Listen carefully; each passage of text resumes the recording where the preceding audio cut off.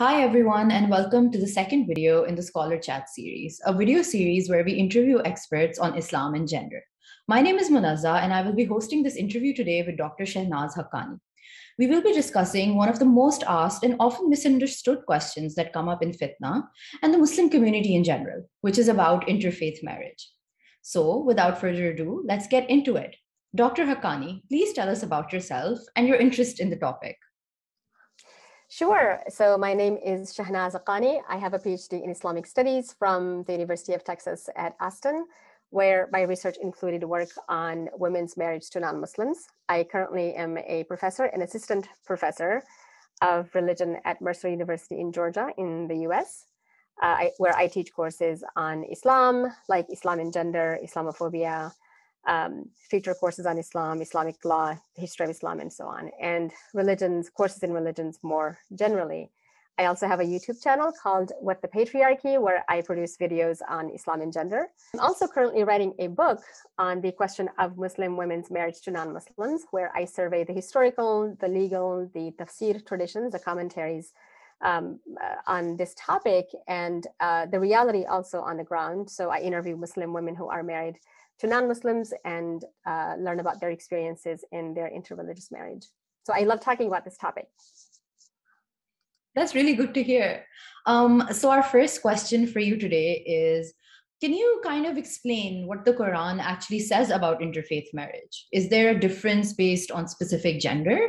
Sure. So generally, there are 3 Qur'anic verses that deal with the question of marriage between Muslims and non-Muslims. And these verses are 221 of Surah Al-Baqarah, that's chapter 2, which is generally understood to prohibit marriage between all Muslims and all Mushriks, which literally means polytheists or idolaters, which is a pejorative term for some non-Muslims. The scholars never agreed on what the word Mushrik means. Second verse is number 10 of chapter 60, which is Surah Al-Mumtahana, which states that conversion to Islam invalidates marriage between a Muslim man and a Kafir, and a Muslim woman and a Kafir. And Kafir is generally defined as a disbeliever, whatever that means, because again, the scholars never agreed on what this means. But there's sort of a general agreement that this refers specifically to the Meccan polytheists. And in the third verse is number 5 of Surah Al-Ma'idah, chapter 5, which explicitly permits marriage between Muslim men and women from the Ahl al-Kitab, the people of the book. But it says nothing of women's marriage to anyone, women's marriage at all. So all of these 3 verses are used as Quranic evidence by a lot of scholars to prohibit women's intermarriage.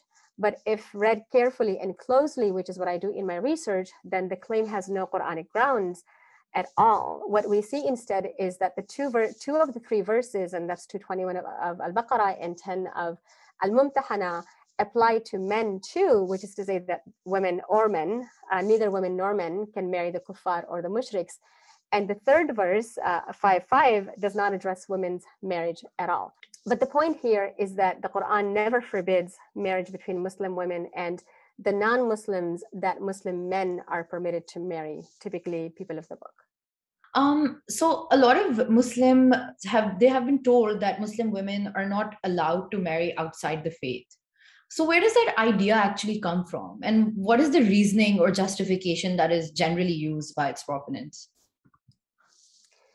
Many sources were used to justify this prohibition, and we'll talk about what some of those sources are today as well. But you see, you have to understand that marriage historically, by many scholars, commentators of the Quran, commentators of Islam, they understood marriage to be a form of slavery, specifically for women, meaning that marriage was viewed as a form of women were being enslaved through marriage. The scholars, Muslim scholars historically, literally used language like marriage is a form of slavery. And this logic goes like this. Men are superior to women. All men are superior to all women, and all Muslims are superior to all non-Muslims. Marriage between Muslim men and non-Muslim women made sense for these scholars, according to this logic and this hierarchy, because men were superior both as Muslims and as men. But marriage between a Muslim woman and a non-Muslim man would disrupt this hierarchy, this logic, because both are superior in some sense to each other. The woman because she's Muslim, the man because he is a man. So the convenient thing to do for these scholars was to just say that this is not okay, that such marriages are just unacceptable. So basically permitting women to marry non-Muslims would have, from this socio-historical perspective, disrupted the gender hierarchy on which essentially patriarchies have been founded historically. The Quran was also interpreted to support this conclusion. What happened was that the scholars historically interpreted these 3 Quranic verses that we just talked about earlier to come to the conclusion that women's marriage to all non-Muslims is haram. And it goes like this. 221 of Al-Baqarah prohibits marriage between all Muslims and all non-Muslims, which is funny and incorrect, by the way, because the verse uses the word mushrik, not any generic term for non-Muslims. But then, of course, they argued that conveniently, that God makes an exception for men to marry people of the book. But it's very important here that we understand that this is very, very common. It's a very common historical thing for scholars to do, and for a lot of contemporary scholars too, to first form a conclusion, to have a premise, and then base everything else on that premise, meaning that they're going to read the Quran with the assumption and the conclusion in mind. So they're going to be looking for justification, Quranic justification for a conclusion that they have already made. But I do have a question. How do these ideas play out in today's world? How is this prohibition justified now? Yeah, that's a great question. So what happens is a lot of Muslims today are still invested in this prohibition. We just use different arguments and different assumptions, some of which are very historically grounded. Also, the scholars in the past used them as well. So a lot of assumptions that, again, are very, very inaccurate and not at all in touch with the reality of Muslims or any human communities really today. And these assumptions have to do with men and women and sexuality and Muslims and so on. So some of these are, we'll go over some of them. So for instance, we might hear something like, the husband is the head of the household, the primary decision maker of the home, and therefore the Muslim woman who's married to a non-Muslim man would have to obey this non-Muslim man because he's her husband. And of course, all of these statements in this assumption are making a whole bunch of assumptions about male dominance and female submission that are just not rooted in Islam, or in reality, they certainly are not the ideals that we should be striving for in a fair, kind, egalitarian, ethical world. And even if they were true and universally applicable, we should be working to replace them with better, more egalitarian, more just norms. And in my research, all of the women who have married non-Muslims speak beautifully, so wonderfully of their husbands. And they use words like compassionate and cooperative and ethical and egalitarian and loving to describe their relationship. And so far, none of them are in relationships with men who uphold these assumptions. And instead, they have an egalitarian relationship where both are equal and have an equal say in their marriage and household. And the husband doesn't demand or require of them to obey them. And we might also hear something like, children take on the father's religious identity, and a whole bunch of problems right there, right? So first, if women spend more time with their children, as is expected of them in any patriarchy and in much Muslim thinking, let's be real, then it's the mother's beliefs that are more likely to have an influence on the child.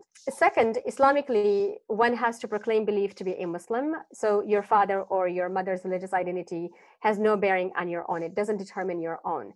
Third, some couples are unable to conceive or they don't want to have any children, which makes this issue completely, the concern of children, completely irrelevant. And in reality, like in my research, it turns out that couples make this decision together about what their kids' identity will be like. As long as they have common ethical values and foundational values, that's all that matters. And so far in my research, the couples that have children or who plan to have children, either that they agree that the child will be Muslim or that the child will be raised with the religion of both of the parents, and the child can decide later on what religion to identify with for themselves when they're older. And it's really important that women who are in this relationship, in interreligious relationships, like in my research, are telling me that they think of this as a beautiful opportunity and as a blessing to be able to raise a child in an interfaith family. Another rationale that we are given for why women shouldn't marry non-Muslims is that a non-Muslim husband might not respect a Muslim wife's rights. And I'm sorry, but I find this completely funny and laughable. This statement assumes that Muslim husbands are necessarily better husbands than non-Muslims, that they might necessarily respect their wives' rights more than non-Muslim ones might. And there's just no evidence for such a claim. There's no evidence for the claim that Muslim men are better husbands than non-Muslim ones. And not to mention, of course, many Muslim wives struggle in abusive marriages to Muslim men, as do, to be sure, non-Muslim women married to non-Muslim men also, meaning that no one religious or cultural group of people has a monopoly on respect for women's rights. So like in my conversation with women who are married to non-Muslims for my research, they tell me about how their marriage has either brought them closer to Islam or has had no negative or positive impact on their faith or their relationship with God. They talk about spouses who wake up with them to fast, who take them to mosques, who keep them grounded spiritually. And even if their husbands aren't religious, they continue to support their Muslim wives. So I think that once we begin to view marriage as a form of partnership, then all of these assumptions cease to apply. I think you touched upon this a little bit, but I want to know more about this. What are some ways that we can actually challenge these ideas from an Islamic gender justice lens?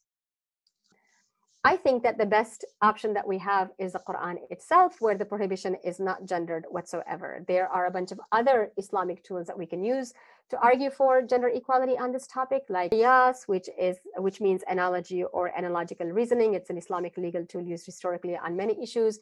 Takhsis, which literally means specification or particularizing a general statement. We have something like ijma, which means consensus, a very problematic, very difficult term to define, but we can use it to our advantage, actually. And urf, custom, social norms, precedent. I have written on these issues elsewhere, and I'm happy to include the link to some articles or chapters on this topic. But it's very important that we generally understand that while some scholars argue that a lack of explicit prohibition is a prohibition, meaning that because the Quran doesn't explicitly permit women to marry non-Muslims, therefore they cannot do it. There are multiple instances in the Quran where a verse speaks to one gender exclusively, but it is still applied to all genders. And a great example is something like Quranic verse 6 of chapter 5, which specifically is addressed to men about ablution rituals, but it is widely interpreted to apply to women as well, despite the masculine language, like, you know, if you have had sexual intercourse or sexual contact with women. So very explicitly gendered language still applied to women when it comes to those rules of ablution and so on. There's also the case of Zainab bint Muhammad, the Prophet's own daughter, Zainab.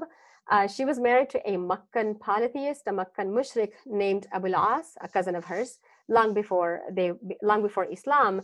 But she stayed married to him even after Islam, even after the revelation of Qur'anic verse 221, which prohibits marriage between mushriks and believers, means Muslims.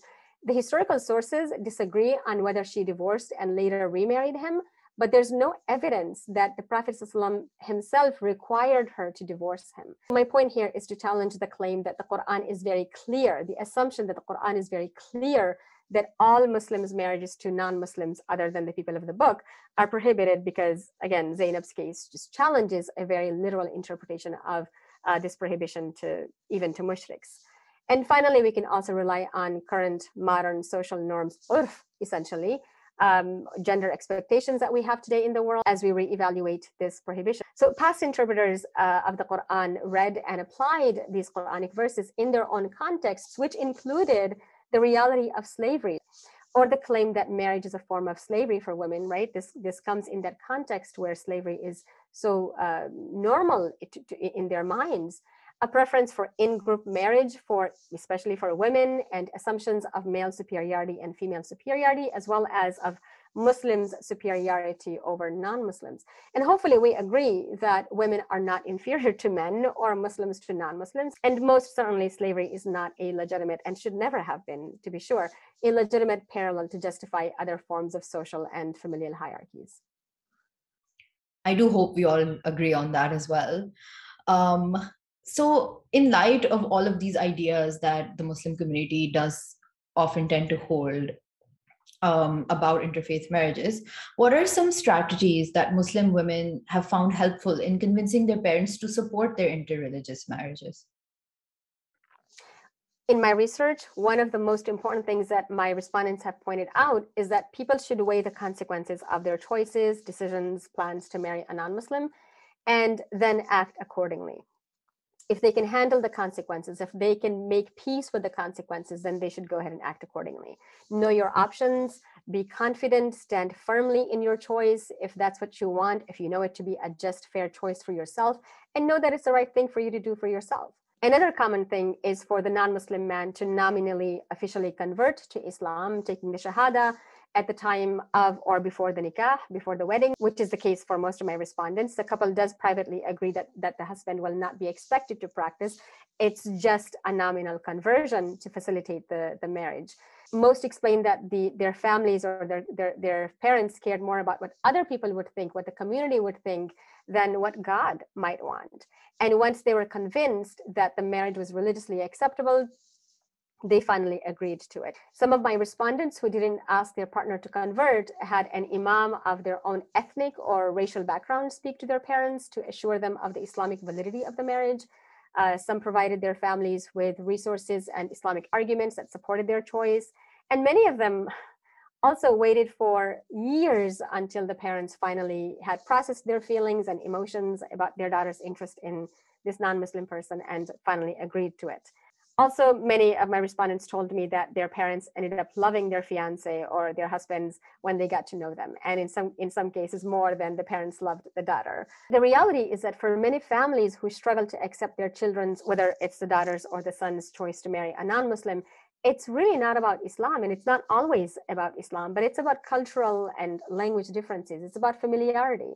But really, communication, proper boundaries with families, being confident about your choice, staying true to who you are, standing up for justice for yourself. Those are some important things to keep in mind as you consider marrying a non-Muslim. And I'm very happy to share resources with people in this situation, and we can include some of those resources in the description of this video. For sure. So most of the discussion around interfaith marriages in the Muslim community focuses on heterosexual relationships. Can you speak to interfaith relationships for the LGBTQIA plus Muslims?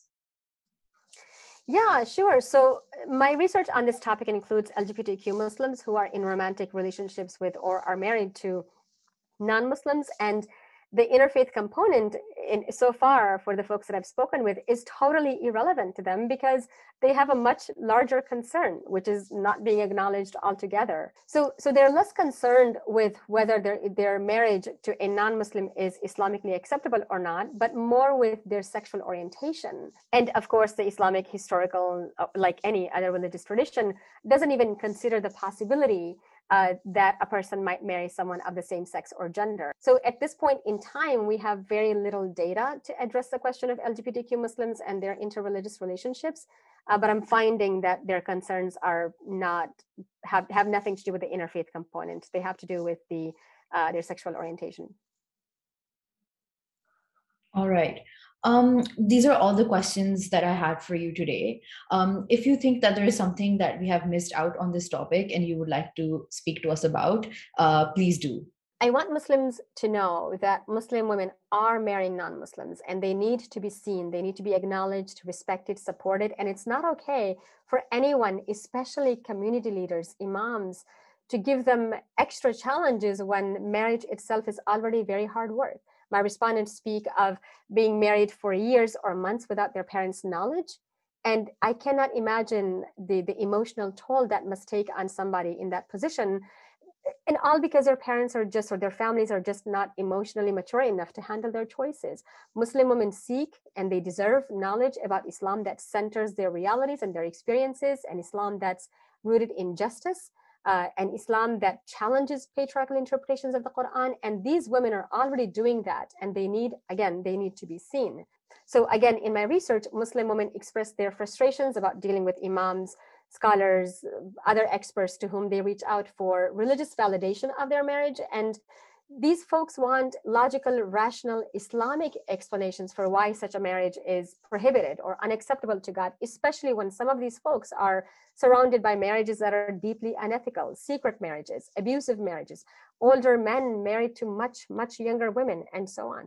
And they tell me that they have never come across a convincing logical Islamic explanations for why this prohibition must be maintained. So I want contemporary Muslim scholars to know, and just other experts and community leaders to know, that they have to figure out a way to address these questions and the concerns of these Muslim women in meaningful ways that speak to our realities and that don't alienate us. Thank you so much for speaking with us today, Dr. Haqqani. This conversation has been very insightful for me, and I'm sure it will be for our viewers as well.